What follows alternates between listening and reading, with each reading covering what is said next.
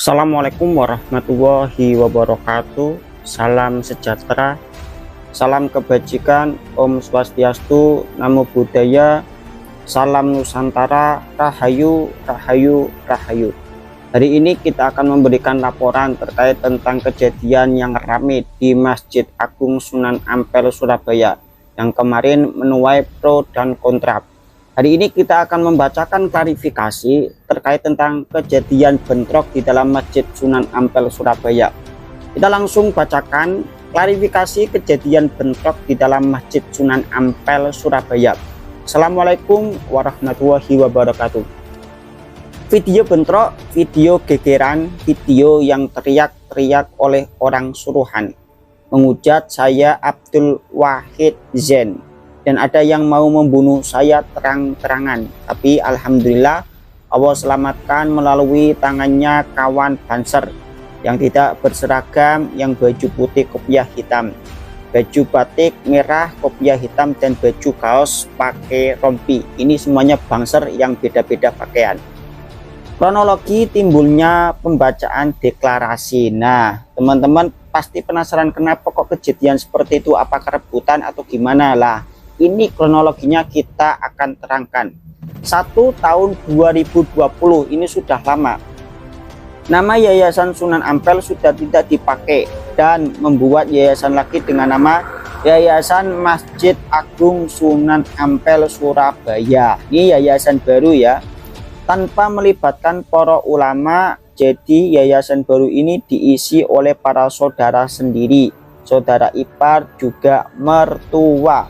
Ini yang menjadikan yang nomor 2, karena merasa milik keluarga maka sama sekali tidak ada transparansi keuangan, tidak ada laporan keuangan, dugaan kuat uang semua kotak amal yang jumlahnya ada 32 kotak amal banyak digunakan untuk keluarga mereka masing-masing dan atau penyelewengan dan penyalahgunaan uang kotak amal.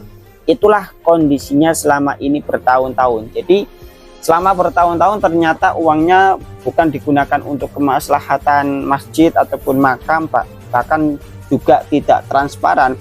Ternyata uang tersebut digunakan untuk keluarga pribadi. Ini repot dan sangat miris. Yang nomor 3, yang sangat super. Wah, ini lebih super ya. Yang sangat super mengherankan dan bahkan mengagetkan, Masjid Ampel beserta seluruh makam sudah bersertifikat atas nama yayasan bentukan baru tadi, atau dengan kata lain sudah bersertifikat atas nama keluarga, bukan lagi wakaf. Kok bisa masjid bersertifikat kayak gini? Ya bisa lah, karena sudah direbut dan sudah ada bentukan yayasan baru. Ini juga yang membuat mereka arogan, sapenake dewe dan semena-mena saenake wudele dewe, mempermalukan karyawan di masjid maupun makam Ampel, gak nurut pecat, protes pecat, dan lain-lain. Jadi ini yang menjadi sesuatu yang sangat mengherankan, bahkan bukan hanya mengherankan, membagongkan. Sekelas makam Sunan Ampel dan Masjid Agungnya kok disertifikatkan. Ya, ini hampir mirip ketika kita ingat sebuah kisah terkait tentang Jatman ya. Jatman itu kan mau dipisahkan dari tubuh NU waktu dulu ketika dipimpin oleh Bapak Lutfi bin Yahya, tapi alhamdulillah diselamatkan. Itu hampir mirip karena aset-aset daripada Jatman itu banyak, bro. Jadi ada tanah, wakafan tanah, dan lain sebagainya. Jadi ketika umpamanya diserahkan ke PBNU ya tidak dapat untung dong. Maka dibuat sertifikat sendiri. Itu ada keterangannya dan itu sudah viral waktu zaman dulu.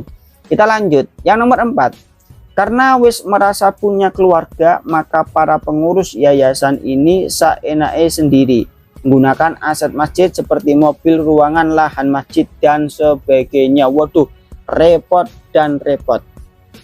Nomor 5, Masjid Ampel dan makam Sunan Ampel atau Raden Rahmat sudah ditetapkan sebagai cagar budaya, tapi mereka merubah seenaknya sendiri. Contoh, nisan makam Sunan Ampel berubah total ya. Sunan Ampel itu kan batu nisannya kan biasa, akan tetapi kemarin-kemarin itu menuai kontra karena dirubah. di marmer ya, walaupun batu aslinya itu kan masih ada, masih utuh, masih jelas, tapi kan itu merubah daripada bentuk asli daripada cagar budaya. Yang nomor 6, merelokasi makam saenake udele dewe atau seenaknya sendiri, melakukan pencabutan beberapa batu nisan dan membuangnya. Ini memang nyata real ya, ketika kita ziarah ke makam Sunan Ampel itu, di sekitar makamnya Sunan Ampel itu banyak batu nisan yang lama itu hilang. Itu pertama. Yang kedua, ada batu nisan yang baru. Ya memang sih tidak ditulisi dengan sebutan Habib siapa, iya memang. Cuma itu kan merusak cagar budaya. Itu kan situs cagar budaya, tidak boleh, dan itu ada pasalnya. Dan kita ketika ziarah ke makam Sunan Ampel, iya memang ada batu nisan baru menggunakan marmer seakan-akan mewah dan lain sebagainya, tapi itu merusak daripada cagar budaya. Sedangkan batu nisan yang lama itu dicabut. Ya ini sangat-sangat miris. Ya semoga bisa ditangani dengan baiklah. Yang nomor 7, yang paling menghebohkan yayasan baru yang mereka bikin, ada nama A'ala Yala Mahmud Mataliti dengan posisi sebagai pengawas. Heran saya kok mau beliau mendukung memperkuat yayasan yang sangat salah besar ini, dosa besar pol ini. Apa beliau tidak sadar, nggak takut kualat Sunan Ampel? Nah, berdasarkan kenyataan yang sebagian saya tulis ini, maka masyarakat bersatu bergerak bersama para ulama, tokoh masyarakat semuanya, para RW sekitar dan LPMK Ampel plus pimpinan GIPO melakukan gerakan sosial dengan nama Gerakan Sosial Masyarakat Penyelamat Masjid Ampel. Nah, dimulai dengan satu mosi tidak percaya terhadap yayasan baru bentukan anak turun Ubaidillah, orang nyebut Gus Ubed, yaitu Yayasan Masjid Agung Sunan Ampel Surabaya, harus dibubarkan. Yang kedua, setelah melayangkan mosi tidak percaya tetap tidak digubris, bahkan dengan sombong keluarga arogannya. Yang ketiga, mosi tidak percaya tidak ada tanggapan, maka ditulislah surat somasi 1 yang isinya pertama, tuntutan pembubaran yayasan baru yang mereka buat. 2, meletakkan semua urusan Masjid Ampel dan makam kepada para ulama tokoh masyarakat. Ketiga, membatalkan sertifikat Masjid Ampel. 4, somasi 1 nggak digubris, kirim lagi somasi 2. 5, ternyata nggak digubris. 6, maka saya Zen sebagai keturunan GIPO membaca deklarasi pergantian takmir baru. Itulah yang terjadi. Ribut, geger, caci maki, percobaan pembunuhan terhadap saya sang pembaca deklarasi. Sekian penjelasan saya atas video yang sudah viral ke dunia maya. Surabaya 17 November 2025. Tanda tangan Abdul Wahid Zen. Jadi itu ya klarifikasi dari Abdul Wahid Zen selaku daripada keturunan Kiai Hasan Kipo, salah satu muassis Nahdlatul Ulama, dan ingin menyelamatkan makam sekaligus Masjid Sunan Ampel yang sudah digunakan sewenang-wenang oleh yayasan baru. Ya, semoga ini bisa ditangani dengan baik dan juga bisa berjalan dengan lancar dan kembali ke asalnya.